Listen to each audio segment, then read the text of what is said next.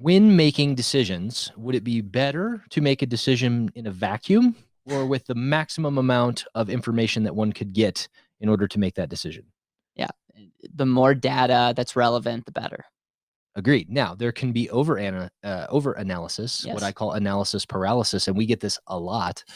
People, and yes, we get this a lot because you can go way into the weeds, but what really matters is how you use the tool. Yeah.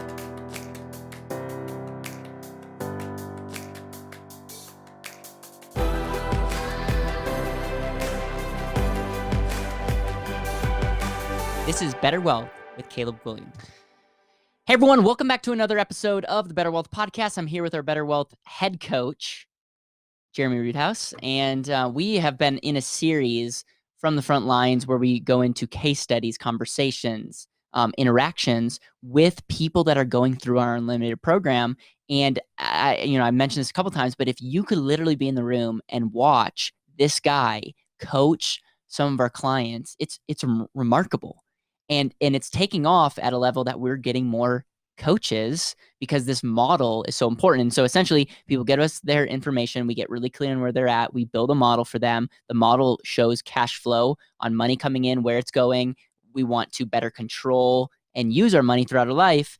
And then we have conversations and everything can be modeled from there. Now if this is the first time you're watching us, go back and watch some other episodes after you're done watching this. We helped save somebody $2.4 million. When I say that, we helped them find that money that they didn't know exists. We looked at someone that's making $70,000 a year and how they're totally crushing it. And we also looked at someone that's making over $100,000 a year and going to run out in less than 6 years in retirement. And so we want to share these examples, the good, the bad, the ugly, because we find that you can learn so much. So you can tell I'm fired up. And I know you're going to get fired up in this next session, because there's a lot of people that come to us because of this thing right here, the and asset. Now, not everyone goes through our unlimited program, but a lot of people have read my book and they've maybe saw the handbook and they're like, I really like what you're talking about. I want to work with you guys, which is great. This person came to us and I knew of this person. Yeah. This Mr. Smith. Yeah. Another Mr. Smith. Everybody's Mr. Smith. And they had an and asset before they knew what an and asset was, but they worked with someone that set up an and asset and they just wanted to analyze the and asset. And it was pretty clear that this person did not know really what was going on. And so they decided to go through our unlimited program. And that was very revealing, very eye-opening. And I think there's one thing that we're gonna share with you is you can have the same product at the same company, but if you don't understand efficiency, if you're not optimizing efficiency, you could be losing thousands and thousands of dollars with the same product, same company, and opportunity cost-wise, it could be costing you a lot of time and energy. So with that, there you go. Yeah, let's dive in. So, when making decisions, would it be better to make a decision in a vacuum or with the maximum amount of information that one could get in order to make that decision? Yeah, the more data that's relevant, the better. Agreed. Now, there can be over analysis, what I call analysis paralysis, and we get this a lot. People, and yes, we get this a lot because you can go way into the weeds, but what really matters is how you use the tool. Yep. Okay. So let's set the stage here for this Mr. and Mrs. Smith, essentially entrepreneurs, business owners, and looking for some extra guidance after being a little bit unsatisfied with the level of education. Now, let me say this. The level of education was really what was of concern because they felt understood. Like, hey, I've got this great tool. You're talking about the and asset, right? Well, yes, and. Okay. Right? So just like the and asset allows you to do this and that, you can have the greatest tool in the world, but if you don't need that tool for the job that you're doing, or that tool won't fulfill the result that you're after for that job, then who really cares? Yep. Okay. So there's the and asset, and it is an amazing tool, but it is still just a tool, and it's got to be, doesn't have to be used for anything, but it is most optimally used when it allows $1 to turn into 2 and 3 and 4 and so on and so forth, as far as the jobs that those dollars can do. And frankly, that takes a little bit of time and it takes a little bit of education. And when you institute an and asset in a vacuum, it will not. I'll prove this to you with math if you want to call up and have a conversation, but it will not be used to the greatest degree that it can if purchased and set up in a vacuum. And this is pretty much what we saw here. Now, that being said, this family was well protected in terms of death benefit. Right? They had a protection. Should something happen with regards to a death, the family would have been well taken care of. That being said, there's a missing piece to that puzzle, and we'll go into that here in a second, because of the distrust that was built throughout the process in obtaining their and asset. So let's just walk through this and let's look at the household economy of Mr. and Mrs. Smith. So 34, 32, young couple, business owners, really getting going with family, getting going with life, coming to in the next 10, 15 years, the peak of their earning potential and the impact that they would like to have. Also really family oriented as well. That's cool. I've really enjoyed this particular interaction because I've been introduced strategically to other members of the family because of the education and the 10,000 foot view down to the one foot view perspective. So income, what's coming into the household economy? About $270,000. This was a really interesting challenge when we looked at the model. Again, business owners, when they first provided me what it is they're making, they provided me what they're paying themselves, but that's not what they're controlling. And when we looked at it, we found out that the business was paying for consumption items. And so we were lying to ourselves if we were only counting what was coming into the household that they were paying themselves from the business. So we discovered that they were controlling everything that the business was creating at this point in time. And if we didn't account for the consumption items that were being paid for through the business, we were lying about what they were actually consuming on an annual basis. So we just made it really simple. What are you controlling annually from wherever? And there's a few line items that we could put here, but what are you controlling annually? Turned out it was about $270,000. Okay. From there, we just broke it down and said what's being consumed and what's being saved. And again, if it's not being saved, what's happening to it? It's gone. It's gone, right? Whether that's taxes, whether that's gas, whether it's a pedicure, whether it's a manicure, it's gone. I don't control it anymore. Okay. With regards to liabilities, there's some efficiencies here. There is a small auto loan of about $8,000 and then roughly $490,000 of student debt. This person's a doctor, by the way. But okay. So with this, this is a long-term sort of conversation. And some of this depends on what do we want? What impact do we want to have? Does the debt keep me up at night? What ways do I have to get rid of it? So this is not a simple conversation of, well, you just need to divert as much money as you can towards debt. This is a lot. I mean, this is a lot of debt. So we put a pin in that, didn't get wrapped around the axle, but I did ask some questions having to do with, so Mrs. Smith, does this really bother you at a deep level? And I believe the answer from Mrs. Smith was, yeah, I hate it. It drives me absolutely nuts. So that's a factor, right? You can't look at how something feels in efficiency. That's math. But when you optimize, you can go, okay, one party of Mr. and Mrs. Smith is really disturbed by this debt. Mr. Smith was like, nope, I'm doing what I want. Just going to keep doing it.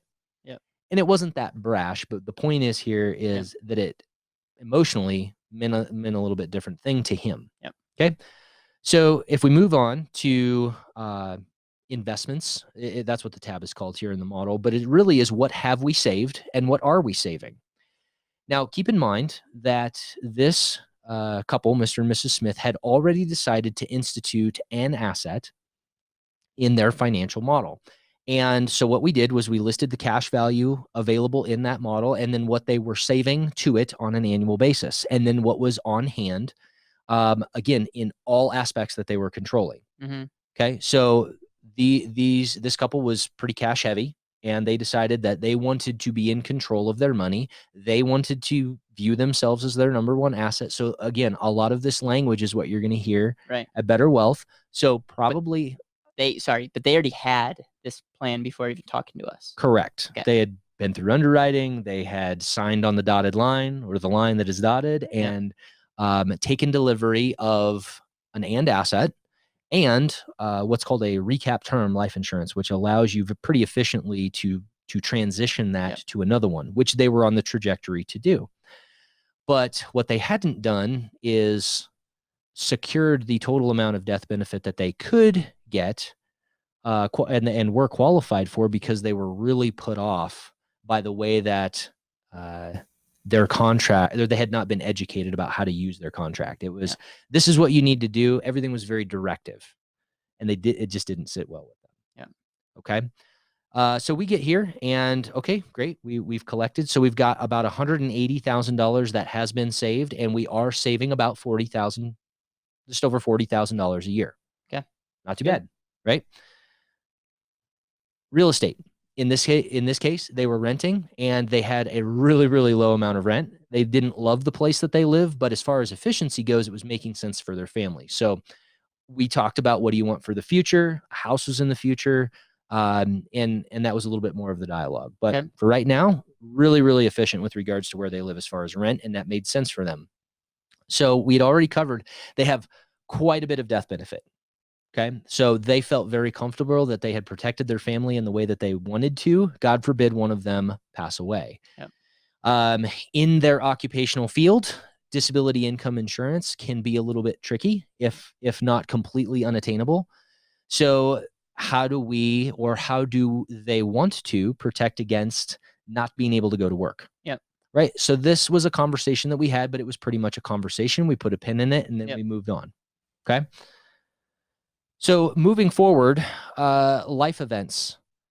We talked about, are there any upcoming in the next 18 to 24 months, things that you guys are going to increase consumption for, or any money coming into the model that you're expecting? There wasn't anything there, so we just moved on. Okay. So now we've got the stage set. We've got $270,000 that's coming into the household economy that's being controlled, and we've got about $229,000 that is being consumed in some way, shape, or form. So that means we're saving just over the 40 that we had talked about. Because remember, if it's not saved, it's consumed. Okay. So what we did was we, again, looked at the cash flow ratio model. What's the ratio between the consumption and the savings? And at a 3% inflation rate, what does that mean on out to age 100? Well, when we put that on here, it's not terrible, but it's not really what they wanted. Okay. So there's some imbalance in this particular model. The red line comes off the green line. And, what was more troubling, and I'm just going to divert to this point, is that when we looked at how they were funding their and asset, they were funding it on a monthly basis. And when you fund life insurance on a monthly basis, you pay an administrative or a finance charge, and it's more costly to you. So I simply said, why are you doing that? There's money here to make your whole contribution. Why didn't you do that? And they said, well, we were advised to pay it monthly. And I said, well, why? So we looked at their contract, and we were able to immediately recapture $2,500 a year, which is not a small amount of money, and put it back into the model just by changing the mode with which they were contributing to that particular tool. And that one decision not only saved that money, but it gave them more access to control capital as well. Correct. And that's a little bit more, in a little bit more detail than we're really, like, you kind of got to see that. But if it's not all there to begin with, we have less access as time goes on. So this is really, especially since the money was already on their model and they were going to contribute it to that anyway, there was no reason whatsoever to do it any other way. I have a question for you. So if we're looking at something like, $500,000 of debt, that will get paid off eventually, is it, when it comes to consumption and savings, could it be fair to say that they would be consuming less in the future because that is such a big chunk? Or cash flow wise, is that a fair question? Well, yes, and student debt is one of the hottest and most difficult topics to deal with right now, quite frankly, because people haven't had to pay anything for a while. And so I think that they're getting kind of used to that, and they're really, really pushing for some sort of forgiveness, or how do I deal with this? I mean, we're talking $400,000, $500,000, $600,000 at 5 or 6% interest. This is way more detrimental to a financial model than a house payment. So it's a case-by-case basis. Sometimes there are private ways to take care of that. Sometimes there are consolidation options. Sometimes there are family members that can weigh in on that. Sometimes there's forgiveness options based off of your profession or your line What of I'm work. talking about is when we're factoring out to 65, 70, we're assuming all the money that's going towards debt is going into their consumption. But Sure. it could be fair to say, but this person's they're renting, and so they could be maybe owning a house that's more. So the point of the matter is there's a good chance that their consumption is even going to increase beyond the 3%, even after the debt, and that needs to be accounted for as well. But one of the points that you wanted to make is like these people had an and asset, right, with a company that we work with. Check. Correct. And one thing, like you saved them over $2,000 just by changing one mode and actually bettered their situation. Well, and I encouraged them, despite their displeasure with the person that had educated and helped them, to go back and sign the remainder of their death benefit that they had qualified for in term life insurance that they could then convert. This is a benchmark bedrock tool that they want to use to control their dollars, because they know and believe that they're their greatest asset. They know that investing in themselves and their business is going to get them the greatest result and return that they want in life. And so rather than storing cash somewhere else, they want to store it here. So they've done those two things, and we've had a really amazing dialogue, and we'll continue to coach. Again, I'll come back to it. The bedrock of all of this, though, is looking at Mr. and Mrs. Smith and saying, do you track where all of your money goes every single month? And in this case, the answer was sort of. And they're business owners. They're very diligent at the business and tracking that money, and they could do better at tracking it within the household. Because you're correct. It is feasible to think that consumption may go down later in life. The problem is, in looking at this particular Mr. and Mrs. Smith right now, they're wanting to increase their lifestyle. Because they're abundant in how they think. Correct. They want to own a home. They want to raise their kids in a certain way. They want to be able to homeschool or to send to a private school. These are some of the ethics that they have. So what they're consuming now is considerably less than where they would like to be.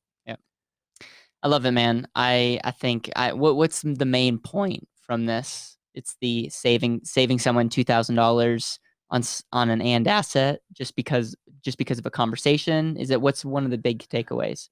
I think the primary takeaway here is decisions made in a vacuum are not wise choices. And if you don't believe that you're being educated and served appropriately by anybody, regardless of whether it's in the financial industry or whether it's at a car lot, you owe it to yourself to get that information. Like, I like to think that we're extremely transparent. And it's the facilitation of something that you want for your model because you're in control of this. I've said this on other podcasts. I'm an advisor. We, as the sales force here, are the advisors to the master, to the CO and the XO, to the commander and the XO of your financial model. You drive the ship. We're here to make sure that the ship is most efficiently and optimally getting to where it should go. Love it. If this resonates, this concept of don't make a decision in the vacuum resonates with you, check us out at betterwealth.com. We have a lot of resources. You can get a clarity call. You can go through our x-ray process, or you can sign up to work with this guy right here. And we truly want to help you and serve you better so that you can live more intentionally. And we realize if you're not making a decision in a vacuum, you can be freed up to do some pretty cool things. And we're in a series that we're covering all those. If you're watching this on YouTube, we would appreciate if you smash the like button, subscribed, shared this video. If you're listening to this on an Apple phone, and if you have not reviewed the show, which hopefully you have, but if you're not, scroll all the way down to the bottom and give this show a hopefully 5-star rating. Guys, we appreciate you. We hope you're enjoying the series. Go have an intentional rest of your day.